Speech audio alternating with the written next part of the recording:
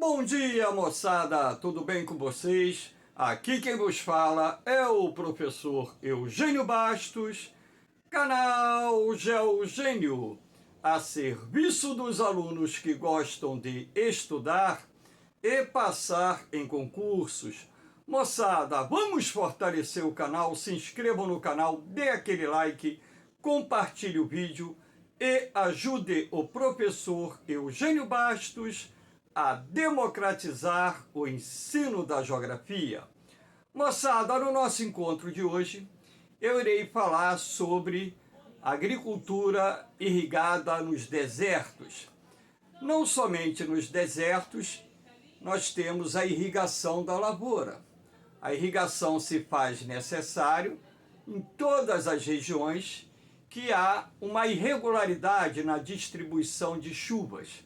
Todavia, a irrigação em áreas desérticas tem permitido vários países ampliar suas áreas destinadas às atividades agrárias. Lembramos que existem vários países do mundo, principalmente no Oriente Médio e Norte da África, que possuem a maior parte dos seus territórios localizados em regiões desérticas, sendo assim a irrigação alternativa que existe para que se possa desenvolver a agricultura ou até mesmo a pecuária nessas áreas que, através da irrigação, estão sendo incorporadas ao processo produtivo agropecuário. Espero que vocês gostem do nosso encontro. Havendo qualquer dúvida, deixe a sua pergunta na parte dos comentários, que eu terei o máximo prazer de respondê-la. Moçada, é muito importante a interação. Vocês, por exemplo, deixarem um comentário, fazerem uma pergunta, darem aquele like, não custa nada, é só clicar ali, porque o YouTube entende que, através dessas ações, o vídeo está sendo, vamos dizer assim, está atendendo o desejo do público, o vídeo está agradando aquele que assistiu ou está assistindo, e dessa forma um número maior de pessoas acaba tendo acesso a esse vídeo, assim como outros do canal Geogênio. Valeu, moçada? Então vamos começar nosso encontro falando sobre agricultura irrigada no Egito. E nada melhor do que essa imagem de satélite, onde nós podemos perceber, essa aqui é a região do Sinai, que fica no continente asiático, território egípcio. E aqui nós temos, nessa imagem, boa parte do território egípcio no continente africano. Essa área esverdeada que se encontra aqui, com uma forma grosseiramente triangular, é o que nós chamamos de delta do Nilo. E aqui essa faixa escura, que na verdade é esverdeada, representa as várzeas ou as margens do rio Nilo, ocupadas por lavouras irrigadas. Assim como você também pode perceber que existe uma área aqui, percebe-se um canal construído que possibilitou irrigar essa área aqui do deserto do Saara, então ampliando assim a área cultivada no território egípcio. O Egito hoje é um importante produtor de alimentos no continente africano, mesmo tendo quase todo o seu território localizado na região do deserto do Saara e também no deserto do Sinai, né? Aqui no lado africano, através da irrigação, graças às águas do rio Nilo, a agricultura vem se desenvolvendo, as áreas destinadas às atividades agrárias estão se ampliando, até mesmo porque existem obras em andamento para a construção de novos canais artificiais e extensão dos canais que já existem, de maneira que haja a incorporação de novas áreas ao processo produtivo. Então, o Vale do Rio Nilo, historicamente, é uma região ocupada pela agricultura, sendo assim o Nilo uma dádiva para o Egito, país que tem o seu território quase totalmente localizado numa região desértica. Então, a agricultura nos desertos é possível graças à irrigação, mas é claro que para isso é preciso que haja disponibilidade de água. No caso do Egito, nós temos aqui o rio Nilo, mas também a possibilidade de exploração da água contida em lençóis freáticos, desde que essa água não venha a ser salgada, e ainda há a possibilidade de utilizar a água do mar através do processo de dessalinização, transformando essa água em água doce e utilizando a mesma para irrigação. Agora, lá no Egito também, assim como ocorre em Israel e outros países, eles estão utilizando água de reuso, a água que vem das estações de tratamento de esgoto, estão sendo utilizadas também para irrigação de lavouras e dessa forma permitindo que haja uma ampliação das áreas agricultáveis, ou seja, das áreas destinadas à agricultura. Lembrando que não basta irrigar o solo, tá? Ainda mais em áreas desérticas, os solos tendem a ter um teor de salinidade elevado, os solos tendem a ser predominantemente alcalinos, então é preciso que se faça também a correção do solo, é preciso que se faça uma rede de drenagem adequada para evitar a salinização ainda maior do solo, né? A irrigação ela tem que ser bem elaborada, porque caso ela não seja bem planejada, vai gerar salinização do solo e transformar esse solo num solo improdutivo, né? E é preciso também adubar a terra. Essa adubação pode ser com elementos químicos diluídos na água que está sendo destinada à irrigação, ou pode ser, e deve, na minha opinião, ser, com compostagem orgânica, até mesmo derivada do lixo orgânico e das estações de tratamento de esgoto. Você pode obter a compostagem, assim como o resto das colheitas, principalmente de grãos, que são culturas de ciclo temporário, devem ser utilizadas juntamente com as fezes dos animais para a produção de compostagem orgânica. E dessa forma você consegue, né, desenvolver a agricultura em regiões desérticas, como vem ocorrendo aqui no Egito. O delta do rio Nilo é constituído por uma grande quantidade de pequenas e médias propriedades rurais, onde ali se planta desde grãos, se planta frutas, legumes, verduras. Também no Egito se cultiva algodão e por aí vai. Lá no Egito existe um projeto bastante interessante, né? Chamado Projeto Novo Delta do Rio Nilo.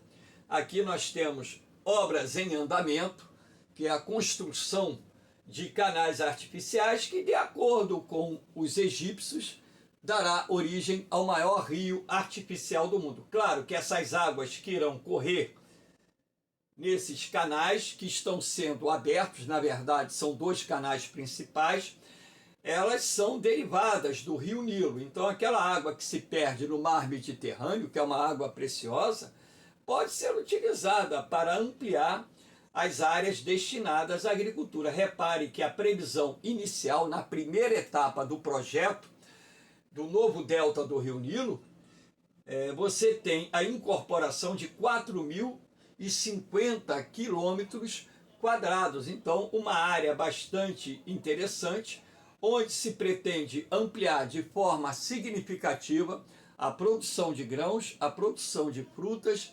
verduras e legumes, que são as principais atividades. E claro, também existe uma outra atividade complementar que não está diretamente ligada à agricultura, que é a piscicultura, ou seja, a implantação de tanques para engorda de peixe, ampliando dessa forma a capacidade do Egito em produzir peixes não só para atender a demanda do mercado interno, assim como exportar para a Europa, para países da África, países da Ásia e por aí vai. Então, Um outro projeto interessante, né? Aqui nós temos a imagem do Rio Nilo, duas fotos na verdade, né? Aqui é o Vale do Rio Nilo, rodeado por morros, né? Então você percebe aqui as águas do Rio Nilo, e aqui, essas palmeiras aqui são tamareiras, que também constituem um importante produto cultivado lá no Egito, e aqui você tem a produção de grãos. Nessa área aqui, provavelmente, né, nós temos aqui a rizicultura e outros tipos de grãos sendo cultivados. Mais ao fundo aqui, dá para perceber talvez a produção, né, de tamareiras, mudas de tamareiras em crescimento aqui no fundo, e por aí vai. Então, você, como pôde perceber naquela primeira imagem do Egito, o Vale do Rio Nilo, em todo o território egípcio, é ocupado hoje por fazendas, sendo, portanto, não só o vale como o delta do Rio Nilo, as duas principais regiões agrícolas do país. E o Egito vem se consolidando como o importante produtor agrícola do continente africano, graças aos pesados investimentos que o governo tem feito para ampliar as áreas destinadas à irrigação. Aqui nós temos uma outra imagem, que é a agricultura irrigada em Israel. Boa parte do território israelense é impróprio para a agricultura, até mesmo porque boa parte do território israelense se encontra na região do deserto do Neguev. E os judeus, eles têm conseguido ampliar suas áreas agrícolas através da irrigação, utilizando para isso uma técnica bastante interessante, que é a técnica do gotejamento. Então você percebe aqui esses tubos pretos, né, esses dutos de água preto, eles possuem microfuros, e por esses microfuros a água vai gotejando exatamente próxima ao caule da planta que está sendo cultivada.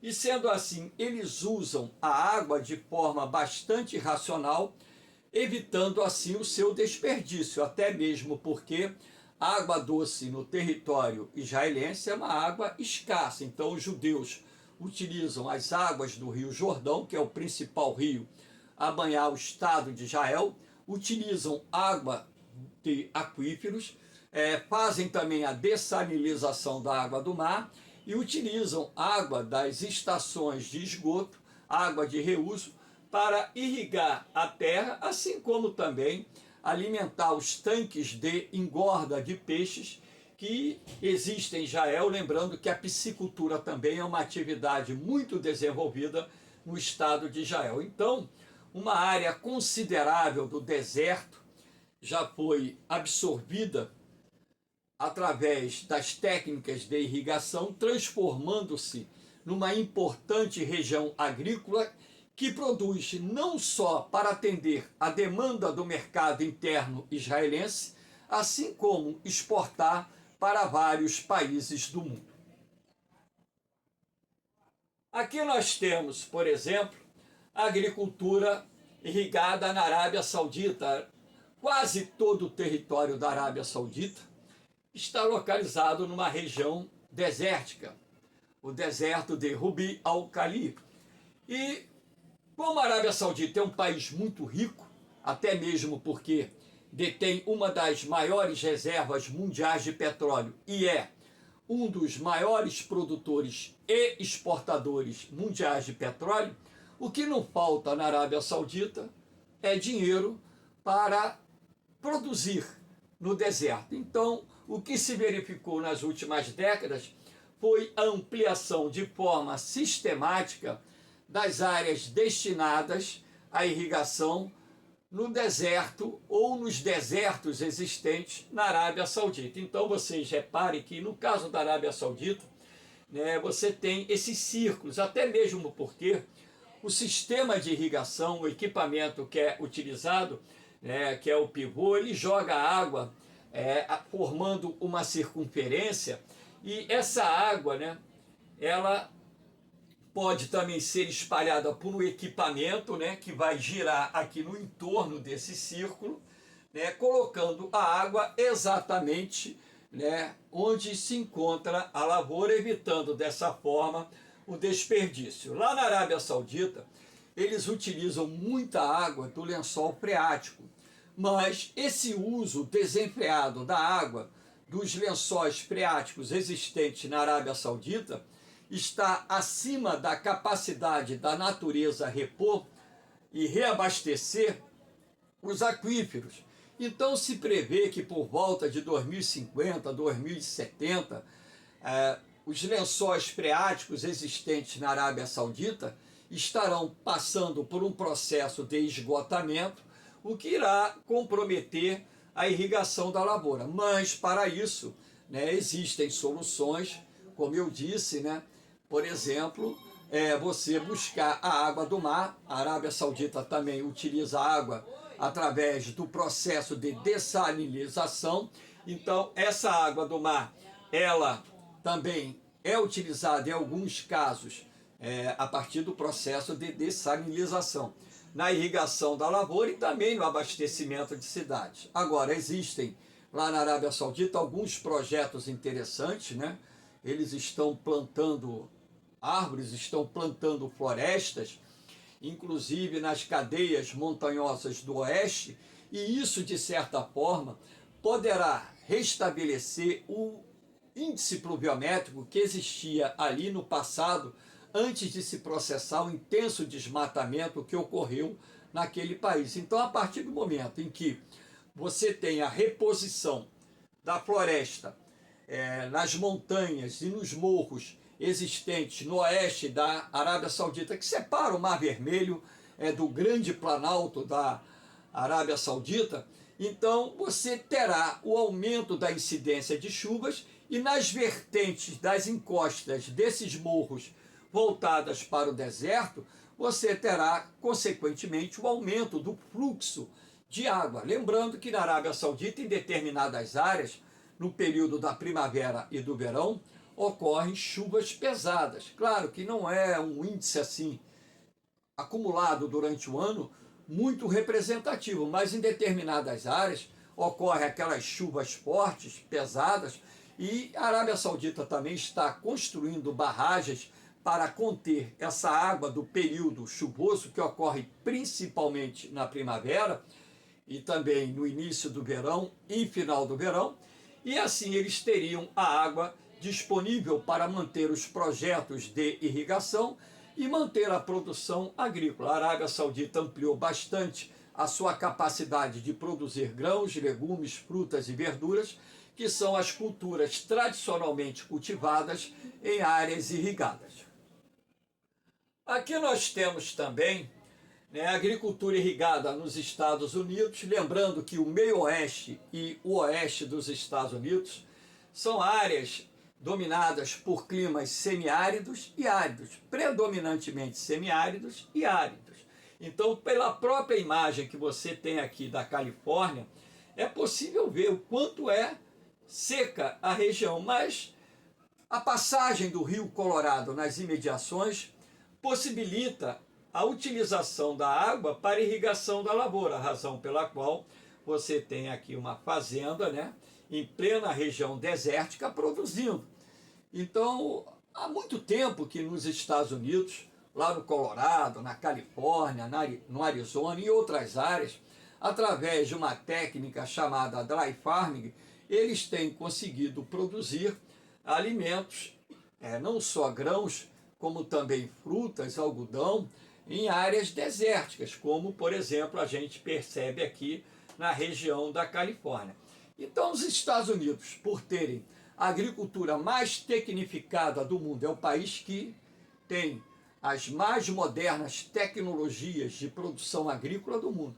E, em função disso, também, eles têm dispositivos de irrigação bastante sofisticados que têm permitido plantar em regiões dominadas por climas secos e, dessa forma, ampliar a produção agrícola no país, lembrando que os Estados Unidos é um dos maiores produtores mundiais de alimentos. Aqui nós temos a agricultura irrigada na China.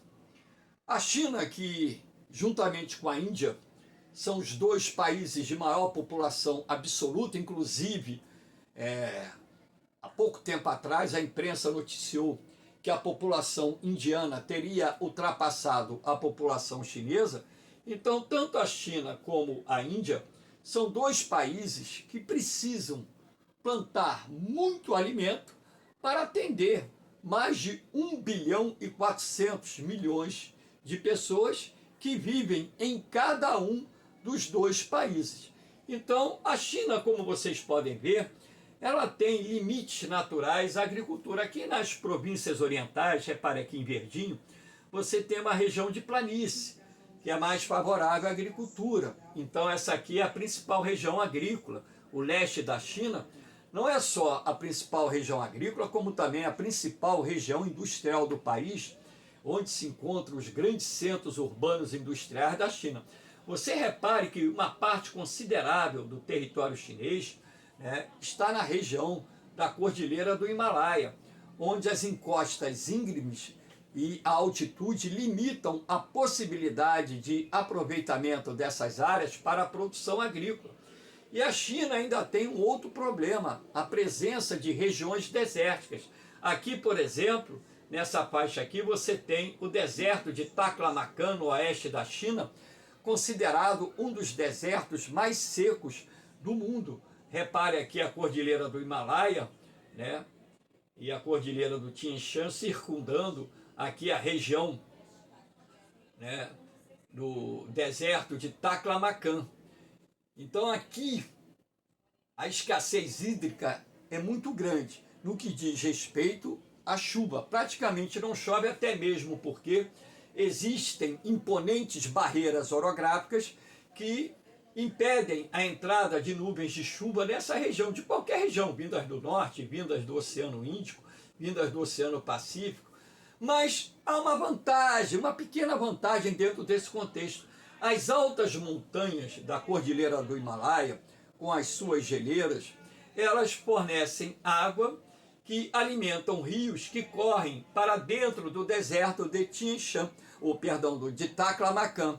O deserto de Taklamakan, ele possui aquíferos aqui bastante significativos, se bem que alguns desses aquíferos, em razão da exploração desproporcional, exagerada, já se encontram esgotados ou praticamente esgotados. Mas se você procurar equilibrar, né, o consumo de água com aquilo que a natureza é capaz de repor através da infiltração da água dos rios que vem da Cordilheira do Himalaia, que vem também das montanhas do Xinjiang e do Tian Shan e entram aqui dentro, ora, consequentemente, você teria a água para manter as atividades agrárias produtivas. Aqui você tem o deserto de Gobi, que também ocupa uma parte considerável da Mongólia, o deserto de Gobi no centro-norte da China, e a China vem desenvolvendo talvez o maior programa de reflorestamento do mundo, a Muralha Verde chinesa, não confundir com a Muralha Verde africana, pelo amor de Deus, tá? Então, através de um projeto que prevê o plantio de dezenas de bilhões de árvores, a China está conseguindo conter o avanço do deserto de Gobi, está conseguindo reverter áreas que haviam sido desertificadas em áreas agrícolas. E aqui você tem uma imagem bem clara, né, do deserto, e aqui você percebe uma parte de regeneração da vegetação. Claro que isso aqui é um projeto que deriva da ação antrópica, da ação humana, que tem possibilitado a China não só conter o avanço do deserto do Saara, como também, conter o avanço do deserto de Gobi, assim como também ampliar as áreas de cultivo que haviam sido perdidas pelo processo de desertificação. Então, milhares de hectares de terras degradadas já foram recuperadas, já estão hoje dentro do processo produtivo, e o reflorestamento continua avançando. Lembrando que esse reflorestamento, que está contendo uma barreira de árvores que tem contido o avanço do deserto de Gobi, provocando em alguns pontos o seu recuo, tem outras finalidades, né?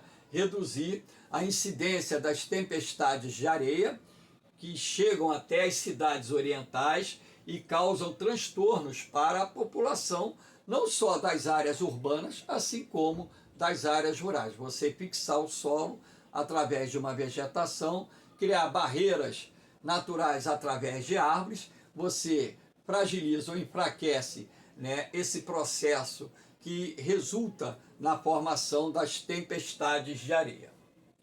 Aqui você também tem, né, o homem que venceu o deserto. Aqui a imagem do Iacuba, inclusive no canal Geogênio, tem um vídeo específico sobre a muralha verde africana, né?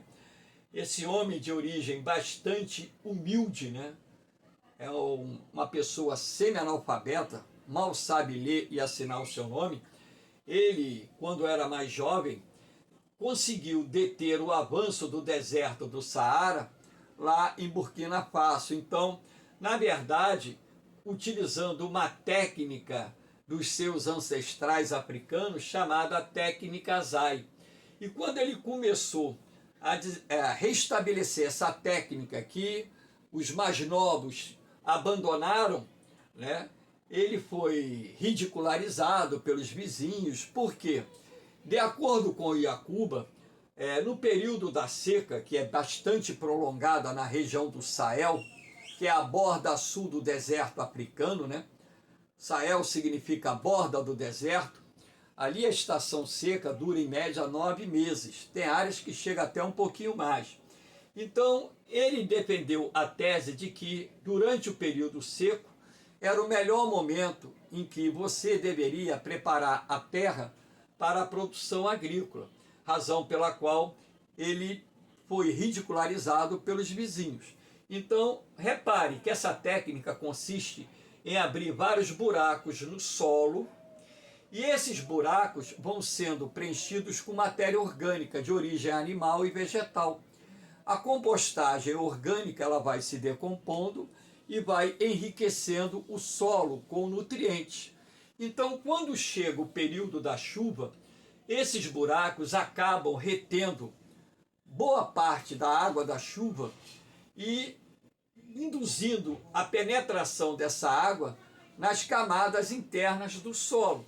Como há muita compostagem orgânica decomposta e em fase de decomposição, esse material acaba retendo a água no seu interior. Então, permitindo dessa forma, no período chuvoso, você iniciar o plantio. Então, na verdade, o Iacuba ele veio alternando o plantio de árvores, como você pode perceber aqui. Essas árvores são árvores resistentes à seca, como por exemplo a acácia, que é uma árvore típica da savana africana, e ele alterna o plantio de árvores com as áreas destinadas à agricultura, que você vê as árvores ao fundo, né? E aqui o campo de cultivo.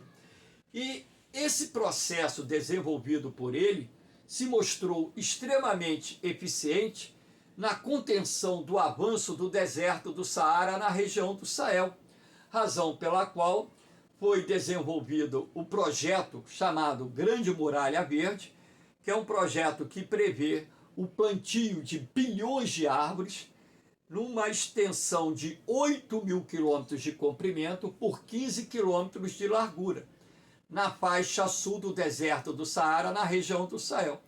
E com isso recuperar áreas degradadas e através de uma irrigação que é feita naturalmente pela água da chuva, você ter a recuperação de solos degradados para o processo produtivo. Lembrando que até mesmo no passado, a degradação desses solos também ocorreu por causa da monocultura introduzida pelos europeus, como por exemplo a monocultura do algodão, a monocultura do amendoim, que foram também responsáveis pelo esgotamento do solo, na medida em que naquela época não havia uma preocupação em desenvolver técnicas de sustentabilidade do solo de forma a manter sempre a terra produtiva por tempo indeterminado. Então o Iacuba chegou inclusive a ser premiado, ganhou o Prêmio Nobel Alternativo, foi aos Estados Unidos, foi homenageado pela ONU e se transformou uma referência nesse grande projeto chamado a Grande Muralha Verde Africana. Dê uma olhada lá no canal Geogênio, que você vai assistir esse vídeo bastante interessante de como eles estão conseguindo conter a expansão do deserto do Saara.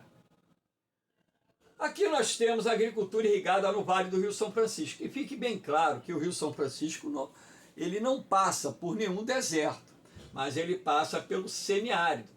E ali na região de Petrolina, do lado pernambucano, e Juazeiro, do lado baiano, nós temos uma das áreas de menor incidência de chuva do Brasil, com índice pluviométrico médio em torno de 500 milímetros anuais. Uma região bastante seca. Só que essa região tem a passagem aqui do Rio Nilo, que permitiu utilizar as suas águas, a passagem do Rio Nilo, perdão, a passagem do Rio São Francisco, que tem permitido utilizar as suas águas para irrigação da lavoura. Então, o que aconteceu? Aquela região do Vale do São Francisco, tanto no município de Petrolina, do lado de cá, na margem esquerda do São Francisco, assim como no município de Juazeiro, na margem direita, tivemos a fruticultura irrigada se desenvolvendo num ritmo bastante acelerado. Hoje, aqui no Vale do São Francisco, temos aproximadamente 70 tipos de frutas cultivadas que não só atendem o mercado interno, assim como são exportadas para vários países do mundo.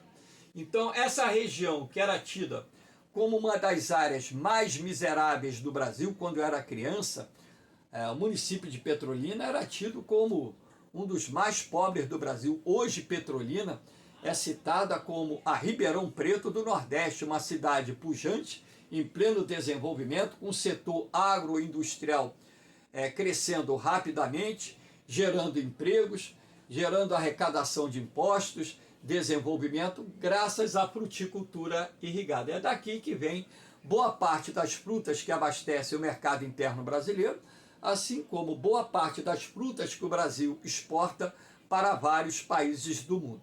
O aeroporto de Petrolina recebe grandes aviões cargueiros toda semana, que levam várias toneladas de frutas para abastecer mercados em diferentes regiões do mundo. Aqui nós temos uma outra imagem para mostrar a vocês as 4 técnicas de irrigação mais utilizadas, né? Aqui você tem esse equipamento, né? É bastante extenso. Aqui você tem uma rede de água, então ele vai andando e a água vai caindo sobre a lavoura, né? É uma técnica bastante interessante, só que esse equipamento é muito caro, só fica ao alcance dos grandes produtores. Aqui você tem o sistema de pivô, né? Eu acredito que vocês já tenham visto, né? A água fica girando pela pressão e vai molhando aqui a lavoura, né? São vários pivôs no meio da plantação. Claro que tem uma rede de dutos aqui, de canos, né? De PVC, de água, e quando abre lá o registro e aciona a bomba, você tem aqui a irrigação. Aqui é o sistema mais racional de uso de água, que é o sistema de gotejamento. Repare aqui, né? Só fica molhado onde está a plantinha, né? Então, esse sistema foi criado lá em Israel com a finalidade de evitar o desperdício da água. Aqui no Brasil já se utiliza há bastante tempo esse sistema de gotejamento. E aqui você tem outro sistema que é a abertura de valas, né? Onde você pode ver a água aqui correndo. E essas valas têm por objetivo, né, molhar o solo e também, né, elevar o nível do lençol freático de forma que a água fique mais próxima da superfície e, sendo assim, né, você não precisa utilizar esses sistemas de irrigação superficiais. É um sistema bastante interessante que pode ser feito da forma como está aqui ou pode ser feito com o objetivo de elevar o nível de água do lençol freático e durante meses você pode plantar sem que haja plena necessidade de promover ali uma irrigação superficial. Então, a agricultura nos desertos e regiões semiáridas, já que eu falei também do sertão nordestino, ela é possível graças às técnicas existentes, não só de recuperação de solos degradados, como também de conversão de solos salinizados, solos alcalinos, em solos agricultáveis, desde que você faça vamos dizer, o processo correto, ou seja, você utilize adubação orgânica, você utilize, por exemplo, adubação química, que também é bastante empregada, você utilize sistemas de drenagem com perfeito estado para escoamento da água procedente da irrigação para evitar a salinização do solo, e sendo assim, as regiões desérticas elas se tornam promissoras áreas agrícolas porque elas possuem uma oscilação de temperatura diurna e noturna,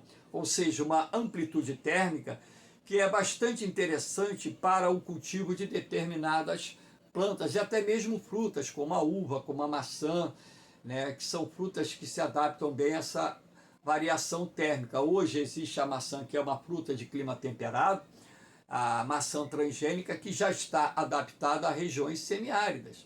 Então, às vezes, o aluno vai pensar, pô, o cara é um adulto, pô, mas a maçã é uma fruta de clima temperado. Através da manipulação genética, hoje, frutas que são cultivadas em regiões temperadas são cultivadas em regiões tropicais semiáridas, graças à manipulação genética. Então, das mais de 70 frutas que são cultivadas hoje no sertão nordestino, algumas das quais são procedentes de regiões temperadas do planeta e de regiões subtropicais, graças à manipulação genética e adaptação dessas plantas a condições climáticas que naturalmente não permitiriam que elas produzissem. Então, moçada, espero que vocês tenham gostado do nosso encontro. Vou pedir encarecidamente, mais uma vez, fortalece aí o canal, dê aquele like, divulgue o canal para os seus amigos, compartilhe o vídeo, ajude o professor Eugênio Bastos a democratizar o ensino da geografia. O canal GeoGênio hoje é uma das melhores plataformas de estudo da geografia para concursos existentes no Brasil. Só que essa plataforma é 0800. Eu não cobro nada para gravar as aulas, meu canal não é monetizado. Num determinado momento ele vai ser monetizado, e quando ele for monetizado, todo o dinheiro que o YouTube passar para a minha conta será repassado para instituições de caridade. Hospital do Câncer Infantil, asilos, orfanatos. Eu não quero um centavo do YouTube. Eu estou gravando aulas para ajudar você que está se preparando para fazer um concurso de vestibular, um concurso militar, e também para os adultos que gostam de estudar um pouquinho da geografia. Valeu, moçada! Esse professor que aqui vos fala tem 42 anos de magistério e uma trajetória que eu posso considerar, e assim todos dizem que convivem comigo, brilhante. Graças a Deus, hoje eu sou uma referência aqui no Rio de Janeiro como professor de geografia. Moçada, no mais, um bom domingo para vocês. Essa aula foi gravada exatamente no dia 23 de julho. Então, um bom domingo para vocês, um beijão no coração de todos, um forte abraço, fiquem com Deus, eu vou, mas eu volto, hein? Fui!